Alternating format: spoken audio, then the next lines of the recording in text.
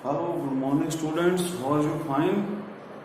बच्चों, आज हम लॉज ऑफ मोशन स्टार्ट करेंगे कि मोशन को समझने के क्या लॉज है। तो मोशन बच्चों, जो हमने पहले पढ़ा था, मोशन इन वन डायमेंशन में हमने पढ़ा था कि मोशन एक रिलेटिव टर्म है, रेस्ट एक रिलेटिव टर्म है। कैनामेटिक्स में हम पढ़ते हैं कि जो मोशन होता है वो जैसे कि कोई चीज चल रही है, उसकी वेलोसिटी निकाली थी, एक्सेलरेशन निकाली थी। लेकिन बच्चों, आज के लेसन में हम ये पढ़ेंगे कि मोशन होता क्यों है, what is the cause of motion.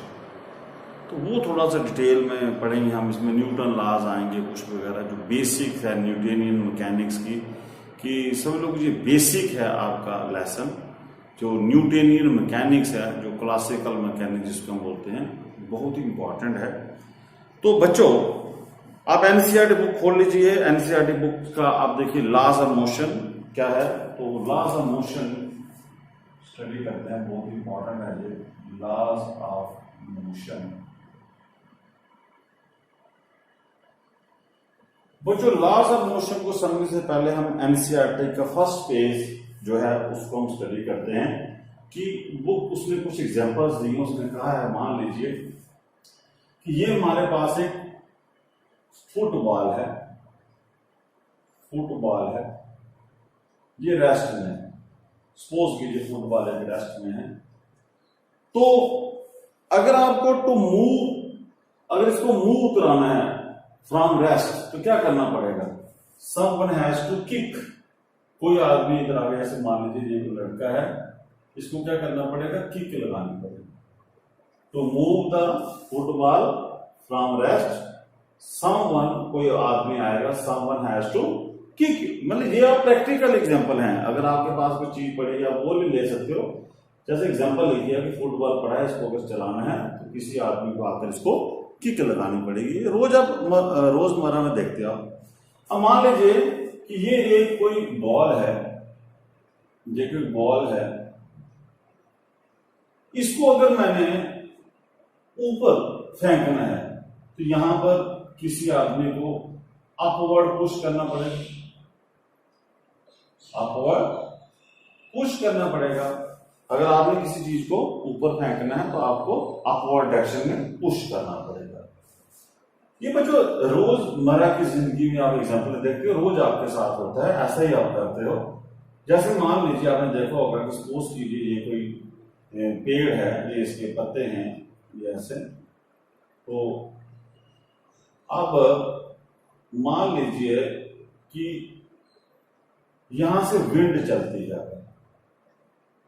ये विंड चलती है अगर बच्चों, तो विंड क्या करेगी? जब विंड इसके साथ टकराएगी तो इसके जो पत्ते हैं वो ऐसे झूला झूलेंगे, जैसे स्विंग्स करेंगे, क्योंकि विंड ने इसको जब स्ट्राइक किया तो ये पत्ते, जैसे आप देखा होगा आंधी आती है तो आप देखोगा पेड़, बड़े बड़े पेड़ भी उखड़ जाते हैं। तो आप देखते हो कि विंड जब टकराती है तो स्विंग करते हैं, ऐसे टहनियां हिलती हैं। और बच्चों, आप काफी एग्जाम्पल दे सकते हो। सपोज कीजिए आपके पास है कोई रिवर है, ये आपका इस डायरेक्शन में चल रहा है। तो अगर आप यहाँ पर कोई ऐसे बोट में बैठ जाते हो आप यहाँ पर, तो अगर आप इसको कोई भी रो नहीं करते, कोई ऐसे स्टेशनरी रहते हो, तो ये जो किश्ती होगी ये खुद ब खुद उसी तरफ चलेगी जिस तरफ पानी चल रहा होगा।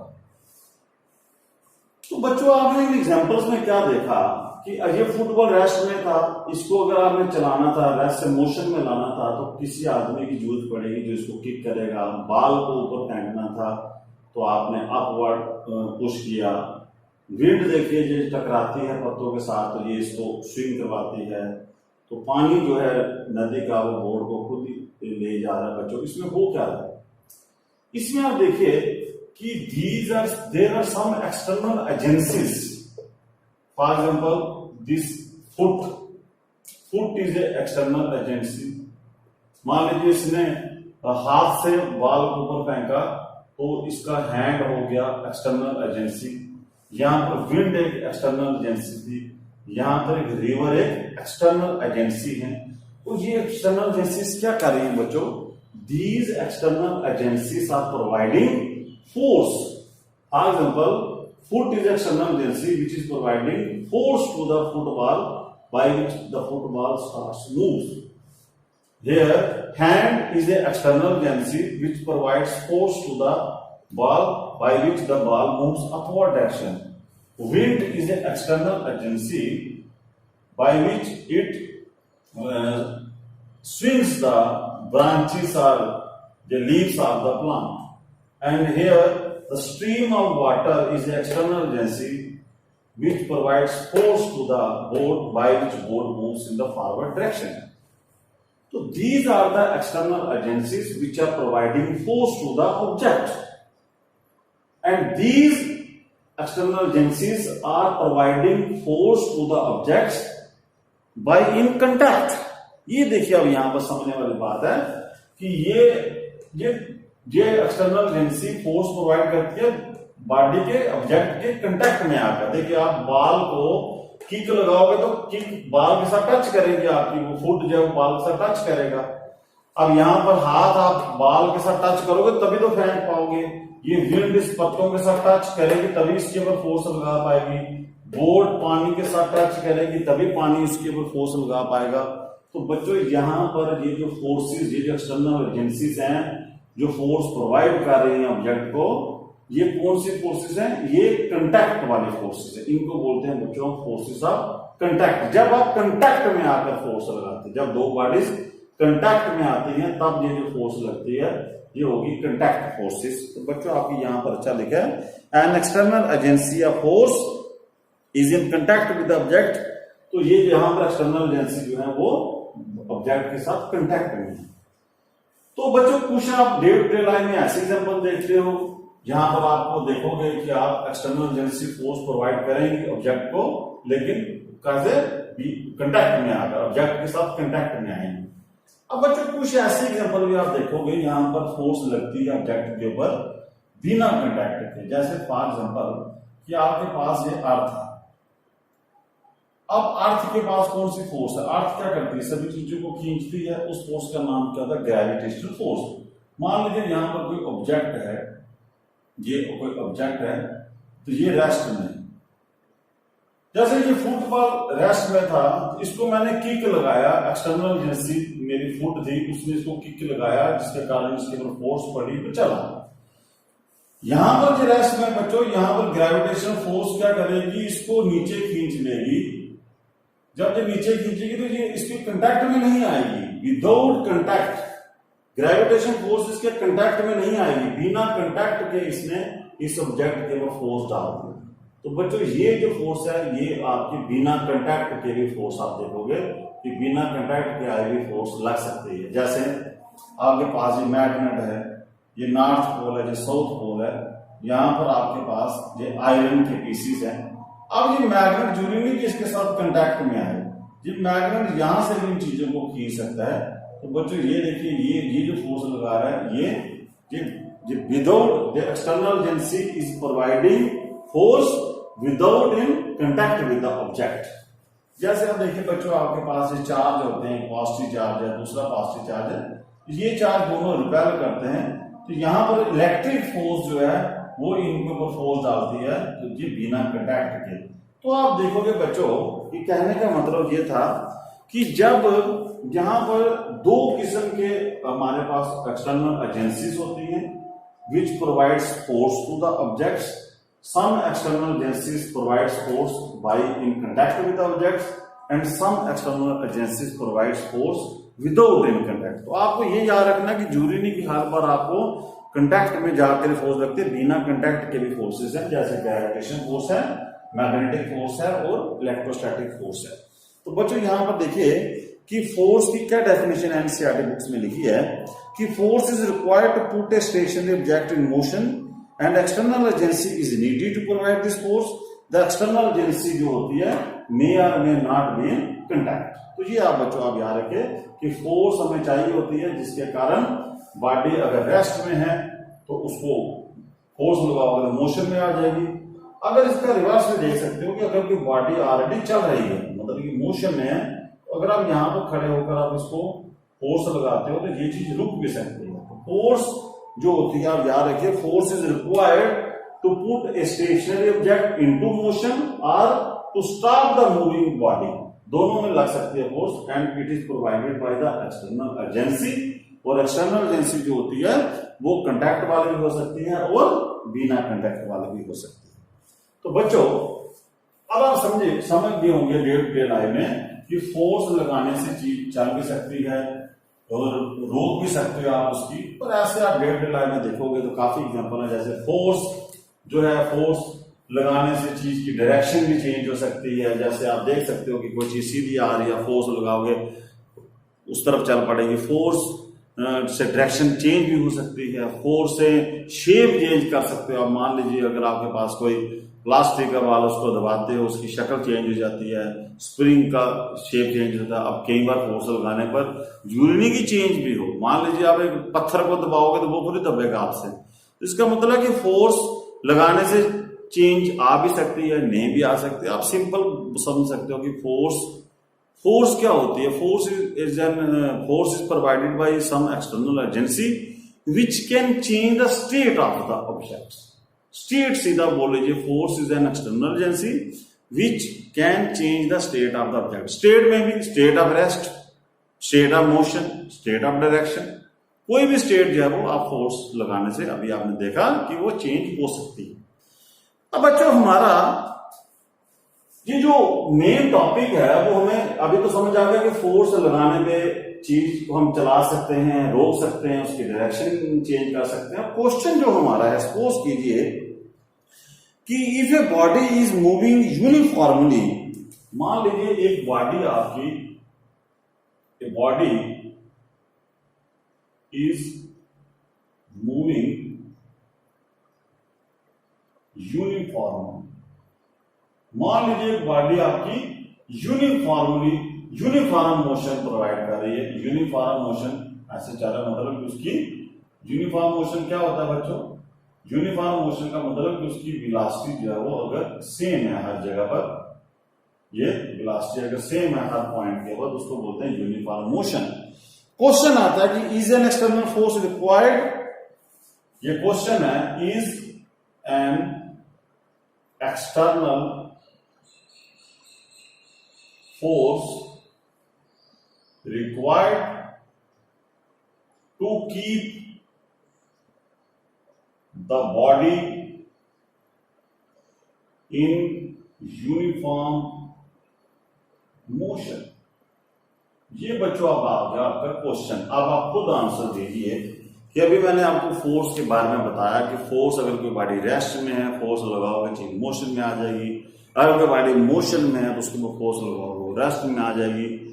तो क्वेश्चन आता है कि अगर कोई बॉडी यूनिफॉर्म मोशन में चल रही है तो क्या इसके ऊपर, अगर इसको यूनिफॉर्म मोशन में चलते रहना है, सपोज कीजिए कि ये बॉडी चल रही है मतलब यहां चलती रहेगी, यूनिफॉर्म मोशन में चलते रहने के लिए क्या इसके ऊपर फोर्स लगना जरूरी है या नहीं है? This is the question. और ये क्वेश्चन बच्चों, इस क्वेश्चन को सॉल्व करते करते जहां का सदियां बीत गई थी, मतलब कि युग लग के, एक सदी लगी थी इसका आंसर देने के लिए लोगों को, क्योंकि ये एक बहुत बड़ा एक मसला बन गया था कि क्या यूनिफॉर्म मोशन, अगर कोई बॉडी यूनिफॉर्म मोशन में है तो क्या इसका मतलब है कि क्या इसके ऊपर फोर्स लग रही है या नहीं लग रही। सिर्फ इसका आंसर देना था। क्वेश्चन सिंपल था, लेकिन इसको आंसर देने के लिए सदियां लगी थी बच्चों। और जब तक हमें इसका आंसर नहीं मिल रहा था तब तक हम हम मोशन नहीं हमें समझ पा रहे थे। हम कभी भी मोशन जो हमारे लिए एक, मतलब कि समझ लो कि एक इमेजिनरी कंसेप्ट था। हमारे लिए मोशन समझना बिल्कुल बेतुका था कि हम मोशन को समझ ही नहीं पा रहे थे। क्यों? क्योंकि हमें ये कंप्लीट नॉलेज नहीं दे। जब तक ये आंसर नहीं आता हमें समझ नहीं आ सकता कि फोर्स कब लगती है। क्या हम मान लें कि फोर्स लगने पर चीज, जैसे भी हमने पढ़ा कि फोर्स लगाओगे चीज चलेगी, तो यूनिफॉर्म मोशन में भी तो चीज चल रही है ना। तब क्वेश्चन आता कि क्या यहां पर फोर्स लग रही है या नहीं लग रही।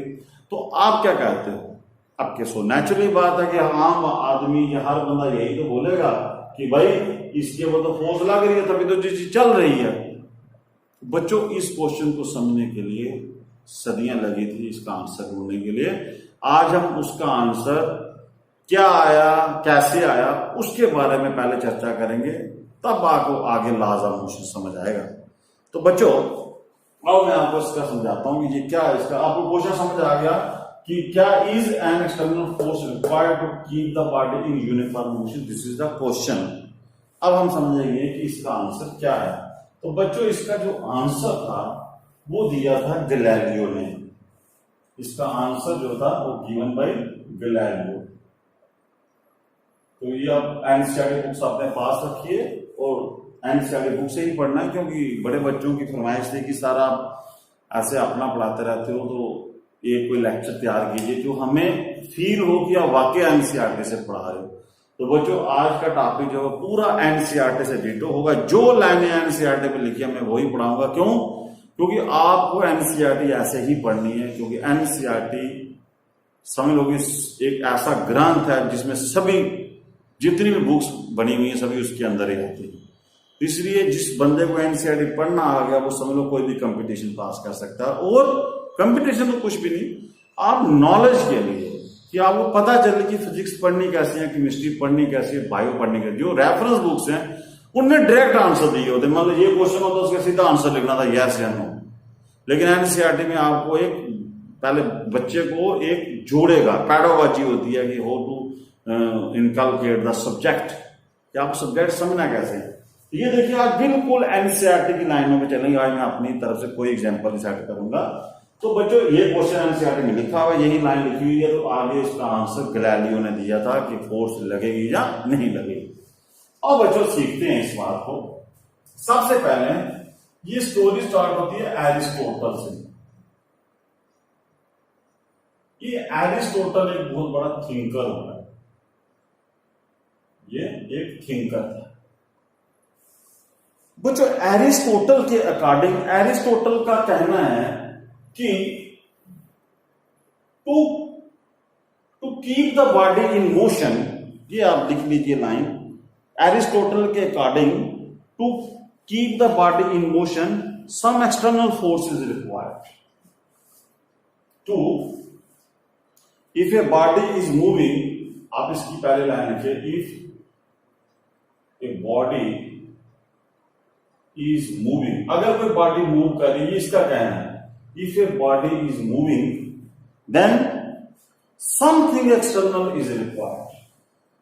बच्चों ये बिल्कुल डिटो लाइन है आपकी एनसीईआरटी की। Something external is required to keep it moving, to keep it moving. ये बच्चों आप लाइन आप पहले इसकी डिस्कशन करेंगे, ये क्या लाइन लिख रहा है एनसीईआरटी वाला। एरिस्टोटल के according if a body is moving, अगर कोई बॉडी मूव कर रही है, जैसे अभी हमने देखा यूनिफॉर्म मोशन में बॉडी मूव कर रही है, तो एरिस्टोटल के according something external is required, कोई ना कोई एक्सटर्नल चीज चाहिए जो इसको मोशन में ला के रख रही है। मतलब कि उसका कहने का मतलब था external force is required. External क्या है, बट उसने बोला समथिंग एक्सटर्नल, मतलब कि एक्सटर्नल, उसका कहने का मतलब था कि एक्सटर्नल फोर्स इज रिक्वायर्ड, ये इसका मतलब था। इसके अकॉर्डिंग अब एरिस्टोटल के अकॉर्डिंग हो गया कि जो मैंने क्वेश्चन पूछा आपसे कि अगर बॉडी यूनिफॉर्म मोशन में है तो इसके अकॉर्डिंग होना चाहिए कि एक्सटर्नल फोर्स तो चाहिए उसको चलने के लिए। तो ये इसकी थ्योरी है कि if body is in uniform, जब कोई मोशन में है, मूविंग की some external force is required to keep it motion. अब बच्चों अब इसकी ये नहीं है कि ये को आप देखिए 99% लोग ये इस बात से सहमत हैं। अब ये मत सोचिए कि ये बंदा कोई ऐसे था। आप प्रैक्टिकली जब तक चलो आपको नॉलेज नहीं आए, प्रैक्टिकली अगर आप सोचो तो ये बात बिल्कुल सही कह रहा है। ये कह रहा है कि मान लीजिए कि अगर आपके पास ये कोई ब्लॉक है, तो ये क्या कह रहा है, अगर इसको चलाते रहना तो आपको एक फोर्स लगाते रहना पड़ेगा, तभी तो चलेगा। आप फोर्स लगाते रहो, ये चीज चलती रहेगी। जब आपने फोर्स यहां पर लगाना बंद कर दी, वो रुक जाएगी, वो रेस्ट में आ जाएगी। यही तो कह रहा है, और यही तो होता है डे टू डे लाइफ में। आप डे टू डे लाइफ में देखिए कि जब आप किसी के ऊपर फोर्स लगाते हो तभी तो वो चलती है, अब फोर्स लगाना बंद कर देते हो वो चीज रुक जाती है। तो ये बात अगर आप सोच रहे हो तो ये कोई गलत नहीं सोच रहे, क्योंकि डे टू डे लाइफ में आप यही देखते हो, आप देखते हो रोज कि जब आप किसी चीज पर फोर्स लगाते हो वो चीज चलती है, और जब आप फोर्स लगाना बंद करते हो वो चीज रुक जाती है। तो जो गैलीलियो, ये जो सारा एरिस्टोटल था, एरिस्टोटल के अकॉर्डिंग कि ये चीज क्यों रुक जाती है, मतलब कि अगर हम फोर्स रिमूव करते हैं, जैसे मैं फोर्स हटाऊंगा तो चीज रुक जाती है। इसको पूछा कि क्यों रुक जाती है, तो उसने कहा कि rest is the natural state of the body. ये है इसकी लाइन। एरिस्टोटल कहता है कि रेस्ट में आना उसकी एक नेचुरल स्टेट हर बॉडी की रेस्ट में है। आप किसी चीज को धक्का दो वो नेचुरली खुद ही रुक जाएगी, मतलब उसकी नेचुरल स्टेट जो है वो रेस्ट है। ये एरिस्टोटल का कहना था। उसने दो बातें कही कि आप फोर्स लगाते रहो और चीज चलती रहेगी, आप फोर्स हटा दोगे चीज रुक जाएगी। क्यों रुकेगी उसको पूछा, उसने बोला भाई रुकेगी क्यों, क्योंकि हर चीज नेचुरली जो है वो रेस्ट में आना चाहती है, इसलिए बोला rest is the natural state of the body. ये इसकी मन की विचारधारा है, और ऐसी बात नहीं कि ये कुछ है, 99% मैंने बोला कि आप लोग यही इसी बात से सहमत होंगे। चलो देखिए एक और चीज कि मान लीजिए एग्जांपल लेते हैं, कॉमन एग्जांपल लेते हैं कि सपोज कीजिए एक आपके पास ये कोई टॉय कार है और यहां पर एक कोई बच्चा है, इसने इसको एक रस्सी से इसको पकड़ा। एक टॉय कार है, एक बच्चे ने इसको पकड़ा है, और जो स्वाभाविक सी बात है कि ये बच्चा जो है, सिंपल सी बात है कि इसको भी पता है कि ये कार कब चलेगी, जब ये इसको खींचेगा, मतलब जब इस रस्सी को खींचेगा तो ये कार चलेगी, क्योंकि जब ये खींचेगा तो ये फोर्स लगाएगा, जब फोर्स लगाएगा तो गाड़ी चलती रहती है। ये तो कॉमन सी एग्जांपल है। और जब ये यहां से इस धागे को तोड़ देगा तो ये कार रुक जाएगी। क्यों? क्योंकि उसने फोर्स लगाना बंद कर दिया। This is next common example है ना, कि आप किसी बच्चे से भी पूछिए तो वो बच्चा भी वही कहेगा कि ये खिलौना भाई क्यों चल रहा है, वो बोलेगा कि मैं इसको खींचता हूं, मतलब मैं फोर्स लगाता हूं, ये चलता है, और अगर मैं धागा छोड़ देता हूं तो खिलौना जो है वो रुक जाता है। और उसने कहा क्यों रुक जाता है, उसने कहा it is the natural state, कि एरिस्टोटल के according this is the natural state, कि अगर आप फोर्स। और जब इस एरिस्टोटल को पूछा कि जब आपने इसके ऊपर एक्सटर्नल फोर्स लगाना बंद की तो ये गाड़ी क्यों रुकी, उसने कहा कि it is the natural state of the body to come to rest, because it is the natural state. और बच्चों यही थी आपकी एरिस्टोटल की फॉल्सी। यहां देखिए what is the flaw in Aristotle argument. इस आर्गुमेंट में जो फ्लॉ था वो ये था, वो कह रहा था कि जब हम एक्सटर्नल फोर्स हटाते हैं ये गाड़ी खुद ही रेस्ट पे आ जाती है, because it is the natural state, but actually it is not true। actually होता क्या है कि जब मैं एक्सटर्नल फोर्सेस को इधर लगा रहा था, तब ये जो फ्लोर था, ये फ्लोर इस कार के ऊपर एक एक्सटर्नल फ्रिक्शनल फोर्स लगाता है, एक्सटर्नल फ्रिक्शनल फोर्स इसके ऊपर, ये फ्लोर इसके ऊपर एक्सटर्नल फ्रिक्शनल फोर्स इस तरफ लगाता है, और ये क्या करती है, दिस फोर्स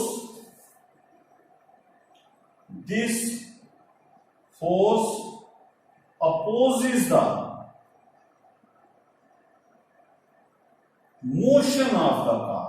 ये था बच्चों उसमें जो इसकी फ्लॉ था एरिस्टोटल में। एरिस्टोटल कहता था कि फोर्स लगाओगे चीज नेचुरली रुक जाती है, लेकिन रियल में ऐसा होता नहीं। रियल में क्या था कि जब वो फोर्स लगा रहा था, गाड़ी मोशन गाड़ी का इधर था, उस वक्त क्या हो रहा था कि ग्राउंड क्या कह रहा था कि इस गाड़ी के ऊपर एक एक्सटर्नल फ्रिक्शनल फोर्स लगा रहा था अपोजिट डायरेक्शन में, इसके अपोजिट डायरेक्शन में लगा रहा था, और जे एक्सटर्नल फ्रिक्शन फोर्स क्या कर रहा था, जे एक्सटर्नल फ्रिक्शन फोर्स इसके मोशन को अपोज कर रहा था, मतलब पीछे खींच रहा था। अब क्या होता था, जैसे जो फोर्स हम एक्सटर्नल हटाते हैं, ये फ्रिक्शन फोर्स उस गाड़ी को रोक देता है। समझे बात? अब यहां पर वो कर क्या रहा था, टू काउंटर दिस फोर्स। अगर इस फोर्स को वो क्यों फोर्स लगाता है गाड़ी को चलाने के लिए, अब आप समझिए। अब वो फोर्स एक्सटर्नल इसलिए लगाता है वो फ्रिक्शनल फोर्स को काउंटर करने के लिए। आई बात बच्चों समझ कि पहले वो एरिस्टोटल क्या कह रहा था, एरिस्टोटल कह रहा था कि हम फोर्स लगाते हैं चीज को मोशन करने के लिए। रियल में कंसेप्ट था कि दिस फोर्स, आप देखिए एग्जैक्ट लाइन पढ़िए, to counter this force the child has to apply an external force on the car. इस फोर्स को काउंटर करने के लिए जो इसके मोशन को पीछे खींच रही है, child has to apply an external force to counter this force. किस तरफ? In the direction of motion. तो एक्सटर्नल फोर्स इस तरफ लगानी पड़ेगी। अब आपको समझ आया कि हम एक्सटर्नल फोर्स क्यों लगाते हैं। एक्सटर्नल फोर्स हम लगा रहे थे to counter the frictional force. ये है सही कंसेप्ट। अब देखिए बच्चों, अब यहां पर देखिए कि अगर मान लीजिए जो मोशन आपका यूनिफॉर्म है, when the car move, when the car have uniform motion, suppose कीजिए when the car have uniform motion, तब क्या होगा? Then when the car have uniform motion, then the net external force on it will be zero। ये आप line देखिए, अगर इस car का यूनिफॉर्म मोशन होगा तब इसके ऊपर नेट एक्सटर्नल फोर्स होगी बच्चों, वो जीरो होगी। अब नेट एक्सटर्नल फोर्स मतलब इसके ऊपर जितनी फोर्सेस पड़ रही हैं उन सभी का सम जो है वो जीरो होना चाहिए। वो कैसे हो सकता है? नेट एक्सटर्नल फोर्स जीरो का मतलब होगा कि ये वाले जो फोर्स है, ये फोर्स इस फोर्स को कैंसिल करे, तब जाकर इसका नेट फोर्स जीरो होगा। दैट इज जो एक्सटर्नल फोर्स होने चाहिए should cancel the frictional force, तब जाकर ये यूनिफॉर्म मोशन में चलेगी। मतलब ये एक्सटर्नल फोर्स जो है वो इक्वल एंड अपोजिट होने चाहिए फ्रिक्शनल फोर्स के, तब ये बॉडी का मोशन जो है वो यूनिफॉर्म होगा। अब इसका मतलब हुआ बच्चों कि अगर तो ये फ्रिक्शन है, अगर मान लीजिए ग्राउंड के ऊपर फ्रिक्शन है, तो मुझे जो एक्सटर्नल फोर्स लगानी पड़ेगी इसकी यूनिफॉर्म मोशन को मेंटेन करने के लिए, वो एक्सटर्नल फोर्स इस फ्रिक्शन फोर्स के इक्वल एंड अपोजिट होने चाहिए। अब मान लो कि अगर फ्रिक्शन फोर्स ही ना हो, सपोज कीजिए, suppose there is no friction. अगर फ्रिक्शन ही ना हो फिर क्या होगा बच्चों? Suppose there is no friction, then तब क्या होगा? देन अगर देखिए एक्सटर्नल फोर्स किसके बराबर होना चाहिए? फ्रिक्शन फोर्स के बराबर होना चाहिए इसके मोशन को यूनिफॉर्म करने के लिए। अब मान लो कि अगर फ्रिक्शन ही नहीं होगी, फ्रिक्शन नहीं होगी, इसका मतलब हुआ कि मुझे एक्सटर्नल फोर्स भी नहीं लगानी पड़ेगी, क्योंकि मुझे किसको फिर ओवरकम करना है? किसी को ही नहीं। या फ्रिक्शन नहीं होगी तो फिर ये फ्रिक्शन फोर्स ही नहीं होगी, जब फ्रिक्शन फोर्स ही नहीं होगी मतलब पीछे को खींचने वाली फोर्स नहीं होगी, तो मुझे आगे को फोर्स लगानी ही नहीं पड़ेगी ना, क्योंकि मुझे मोशन मेंटेन करने के लिए, पहले आप समझिए, मैं मोशन इसको गाड़ी को चलाने के लिए फोर्स क्यों लगा रहा हूं? क्योंकि to overcome the friction force. अगर दुनिया में फ्रिक्शन फोर्स ना हो, इसका मतलब हुआ कि मुझे एक्सटर्नल फोर्स भी नहीं लगानी पड़ेगी। Suppose there is no friction, then no external force is required to move the car। ये देखिए बच्चों, आप लॉजिक समझिए। अब आपको लॉजिक आगे, जो पहला एरिस्टोटल कह रहा था कि हम फोर्स लगाते हैं चीज चलती है, फोर्स हटाते हैं चीज ऑटोमेटिकली रुक जाती है। रियल में ऐसा नहीं है। रियल में हम फोर्स जो लगाते हैं वो इसलिए लगाते हैं to overcome the frictional force. अब यहां से लॉजिक क्लियर होता है कि ये चीज खुद नहीं रुकती, जब मैं फोर्स हटाता हूं फ्रिक्शन फोर्स उसको रोकती है। अब मान लो कि ये बॉडी यूनिफॉर्म मोशन में कब होगी? यूनिफॉर्म मोशन में कब होगी? जब इस बॉडी के ऊपर नेट फोर्स जो है जीरो पड़ेगी। अब नेट फोर्स जीरो का मतलब कि ये फोर्स इस फोर्स को कैंसिल करे, ये आगे कंडीशन। अगर फ्रिक्शन होगी तो यूनिफॉर्म मोशन के लिए ये फोर्स और ये फोर्सेस इक्वल एंड अपोजिट होनी चाहिए। लेकिन मान लो कि दुनिया में फ्रिक्शन ही नहीं, अगर फ्रिक्शन ही नहीं होगी इसका मतलब कि फ्रिक्शन फोर्स ही नहीं होगी। जब फ्रिक्शन फोर्स ही नहीं होगी तो फिर मुझे एक्सटर्नल फोर्स क्यों लगानी है? इसका मतलब है कि अगर फ्रिक्शन फोर्स नहीं होगी then no external force is required to move the body. This is the basic concept जो हमें क्लियर करना था यहां पर। अब बच्चों देखिए, लेकिन रियल में आपने देखा कि नेचर में ये वाला स्टेट तो इमेजिनेशन वाला है कि हम फ्रिक्शन तो ऐसा पॉसिबल नहीं कि फ्रिक्शन ना हो, लेकिन रियल में हमें फ्रिक्शन पक्का मिलेगी। इसका मतलब है इसीलिए हम, अब आप समझिए कि हम एक्सटर्नल फोर्स क्यों लगाएंगे? इसलिए हम एक्सटर्नल फोर्स इसलिए लगाते हैं to overcome the frictional force. Otherwise अगर फ्रिक्शन ना हो तो हमें फोर्स लगाने की जरूरत ही नहीं है। तो बच्चों ये जो बात थी, अब आपने समझ लेनी है कि बिना फ्रिक्शन के चीज जो है वो चलती रहती है। अगर फ्रिक्शन नहीं होगी तो चीज आपकी चलती रहेगी।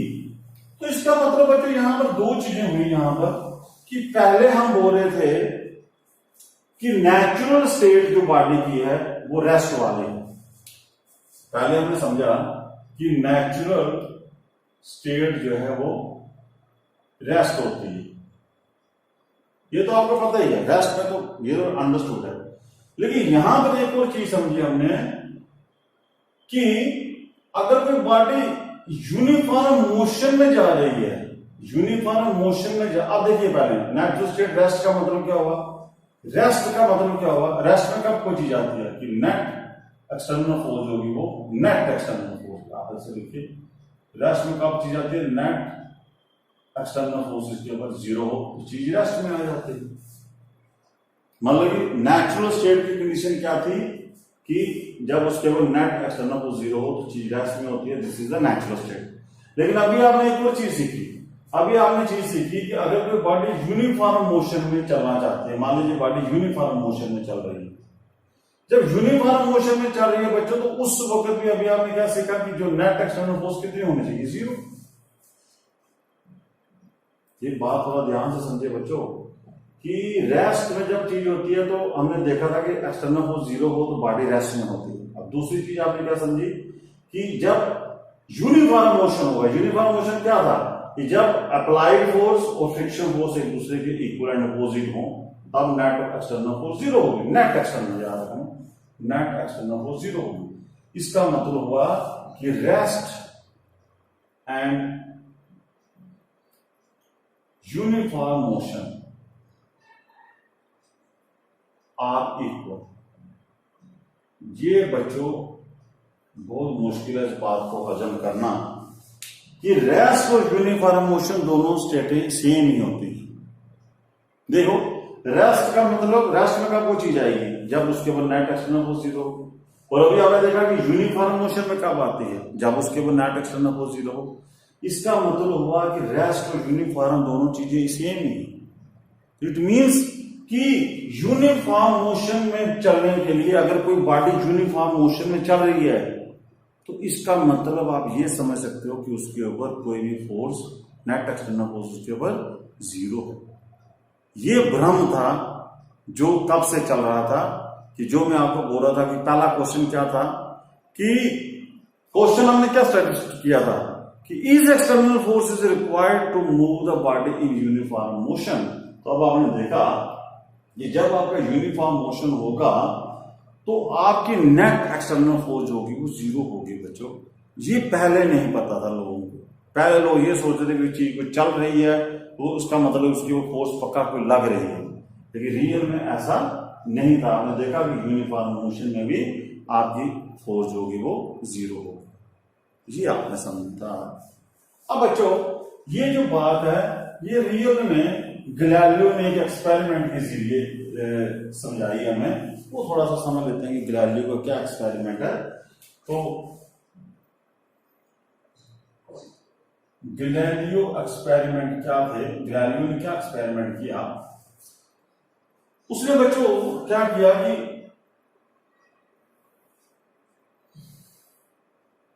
एक ऐसे इंक्लाइंड प्लेन लिया, ये ऐसे इंक्लाइंड प्लेन ले लिया, मान लो इसकी हाइट आपकी h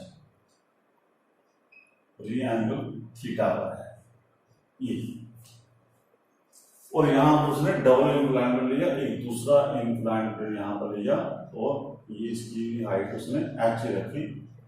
आप इक्वल बना लो, ये हाइट दोनों की सेम है, ये एंगल भी सेम है।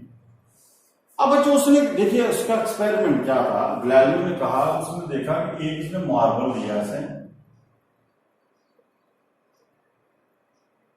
एक मार्बल लिया, इसको इस h हाइट से छोड़ा, तो बच्चों जब ये यहां से आया तो उसने देखा कि ये वाला जो मार्बल था ये कुछ हाइट पर जाकर कुछ हाइट तक गया।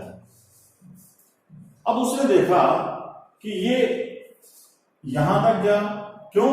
क्योंकि इसके सरफेस के ऊपर थोड़ी सी फ्रिक्शन थी, उसने यहां पर फ्रिक्शन रखी थी और ये मार्बल जाता तो ये कम, ये h हाइट से गया, लेकिन आगे वाली जो फाइनल हाइट थी वो छोटी है।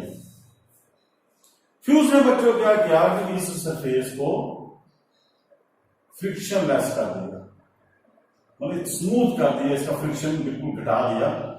फिर जब उसने यहां से फेंका, उसने देखा कि ये बॉल अगर जो फ्रिक्शन लेस स्मूथ है, ये बॉल अगर इस पॉइंट से शुरू हुआ h हाइट से, ये वापस यहां पर जाकर h हाइट तक चढ़ गया, और उसने it attains the same height, वहां पर जाने के लिए सेम डिस्टेंस कवर किया और सेम हाइट, जब ये सरफेस फ्रिक्शन लेस हुआ। अब उसको समझ आ चुका था, क्यों?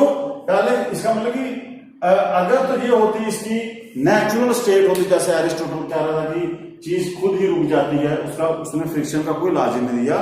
फिर इसका मतलब कि अगर ये बॉल मैंने पहले फ्रिक्शन वाला सरफेस अगर यहां पर रुकी थी तो दूसरी बार भी यहीं पर रुकनी चाहिए थी। इसका मतलब है कि ये जो नेचुरल स्टेट नहीं है इसकी रुकने की, ये एक्चुअली फ्रिक्शनल फोर्स होती है। अगर फ्रिक्शन वो ज्यादा होगी तो वो जो होगा वो कम डिस्टेंस कवर करेगा, जल्दी रुक जाएगा। तो अगर फ्रिक्शन आप कम कर दोगे तो वो ज्यादा दूर तक जाएगा। तो वो एरिस्टोटल जो कह रहा था कि it is naturally comes to rest, वो नेचुरल स्टेट उसकी ऐसा तो हुआ नहीं। अब जो उसने क्या किया कि इस इंक्लाइन प्लेन का थोड़ा सा एंगल जो है घटा दिया, तो ये ऐसे किया उसने थोड़ा एंगल, मतलब ये इंक्लाइन प्लेन की लेंथ बढ़ गई और एंगल जो है वो कम रखा, ये वाला एंगल थोड़ा सा घटा दिया। अब उसने क्या किया कि जब ये हाइट, तो आप देखिए ये आ गई, ये हाइट ये आ गई, इसकी सेम हाइट यहां पर। फिर उसने बच्चे यहां पर दोबारा मार्बल यहां से छोड़ा, तो उसने देखा कि ये मार्बल यहां नहीं रुक रहा था, ये वापस जितनी इसकी हाइट थी, ये वाली हाइट इसकी कहां पर होगी दोबारा, यहां पर। ये इतनी हाइट इसकी अब यहां पर होगी ये, तो ये मार्बल दोबारा उसी हाइट पर पहुंचा, उसी पॉइंट पर पहुंचा, ये वाला उसी हाइट पर, हाइट उसने सेम पकड़ी। अब लेकिन हुआ क्या, अब देखिए इसने डिस्टेंस जो था ये लॉन्गर डिस्टेंस कवर किया। To attain the same height, same marble from the same height covers the longer distance. कहने का मतलब है कि बॉल जो था वो वापस उसी हाइट पर जाता है जितनी हाइट उसने यहां से मैंने छोड़ा है। अगर h हाइट से छोड़ा है तो आगे वो h हाइट तक जाएगा। अब देखिए पहले तो ये हाइट और ये हाइट सेम था, जब मैं इसको ये टेढ़ा करूंगा, अब तो ये हाइट जो है ये हाइट इसके बराबर नहीं ना हुई, अब ये वाली हाइट जाकर दूर कहीं जाकर मिलेगी। इसका मतलब ये दूर जाकर कहीं पर पहुंचेगा। अब मान लो कि अगर मैं और एंगल काम करता हूं इसका बच्चों, तो ये देखिए अब ये लंबा रास्ता हो जाएगा और ये वाली हाइट जाकर अब यहां कहीं मिलेगी जाकर दूर, ये एक्चुअल होगा। तो अब इसका मतलब ये मार्बल और लंबा डिस्टेंस कवर करेगा। तो उसने सोचा कि मान लीजिए कि अगर ये वाला मैं एंगल इसका 0 कर दूं, मतलब इस इंक्लाइंड प्लेन का एंगल में 0 कर दूं, जैसे मान लो कि ये इसने फिगर बनाई ऐसे, तो उसने क्या किया कि ये इंक्लाइंड प्लेन लिया, यहां से h हाइट से फेंका, तो अब बच्चों कि ये जब इसके मार्बल यहां से फेंका, तो अब ये मार्बल जब यहां से गया, तो अब इसको, अब ये जो एंगल मैंने घटाते घटाते घटाते जो मैं एंगल बच्चों घटाऊंगा, तो ये जो हाइट होगी ना जो उसने अटेन करनी है वो दूर दूर जाती चली। ये देखिए ये और दूर हो जाएगा। अगर मैं और काम करूंगा तो ये पता नहीं कहां पर चली जाएगी हाइट। ये सेम हाइट अटेन करने के लिए इसको काफी लंबा। इसका मतलब है कि ये बॉल अगर मैं यहां पर छोड़ू, अगर मैं एंगल 0 कर दूं तो ये मार्बल कंटिन्यूसली चलता रहेगा इन्फिनिटी तक, क्योंकि वो वाली जो हाइट होगी, ये जो हाइट होगी, आप उसको कभी नहीं मिलेगी। ये वाली जो हाइट थी वो अब इंक्लाइन पर जो मैं देखिए जो मैं घटा रहा हूं, वो जो पॉइंट है, वो जो हाइट सेम हाइट है, वो आपको काफी दूर जाकर मिल रही है। जब मैं एंगल 0 कर दूंगा तो ये जो हाइट होगी h, वो तो पता नहीं कहां पर इंफिनिटी पर जाकर होगी। ये मार्बल जो होगा वो कंटिन्यूसली चलता रहेगा infinity, if there is no friction. तो बच्चों यहां से इसने देखा, यहां से जो मेन था कि if there were no friction the ball would continue to move with constant speed. अगर यहां पर फ्रिक्शन नहीं, देखो यहां पर पहले फ्रिक्शन था, वो रुक गया।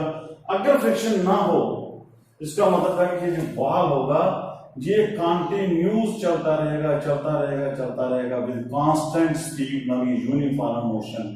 इसका ये बॉडी चलती ही रहेगी यूनिफॉर्म मोशन में। अगर फ्रिक्शन नहीं है तो ये कंटिन्यूस चलती रहेगी यूनिफॉर्म मोशन में। बच्चों यही था इसका तो लॉ जो इसका था कि to if there were no friction the ball would continue to move with a constant velocity on the Galileo the right new side. अब बच्चों देखिए द ग्रेल्यू ने जो आपका पहुंचा the state of rest and the state of uniform linear motion are equivalent in both the cases, no net force acting on it. तो अब आप देखिए बच्चों यहां पर कि state of uniform motion, state of जो मैंने आपको बता दिया यूनिफॉर्म मोशन या स्टेट ऑफ जो रेस्ट है, ये दोनों इक्विवेलेंट हैं। क्यों? क्योंकि दोनों के ऊपर जो नेट फोर्स है वो कितनी पड़ रही है, 0 पड़ रही है। और दूसरी लाइन देखिए, the state of rest and the state of uniform linear motion are equivalent in both cases. There is no net force acting on the body. It is incorrect to assume that a net force is needed to keep a body in uniform motion. तो बच्चों अब यहां पर आपने लिखा and में कि ये लिख रहा है कि it is incorrect to say that, it is incorrect to say that net force is needed. Net force is needed to keep the body in uniform motion. ये बच्चों आप ध्यान रखिए स्टैटिक लाइन पर ये कह रहा है कि इट इज इनकरेक्ट होगा टू से दैट कि net force is needed to keep the body in uniform motion. ये इनकरेक्ट है। रियल में यूनिफॉर्म मोशन के लिए आपने देखा यूनिफॉर्म मोशन में चलने के लिए नेट फोर्स 0 होनी चाहिए। ये इनकरेक्ट है कहना कि नेट फोर्स चाहिए to move the body in uniform motion. हाँ yes, to maintain a body in uniform motion.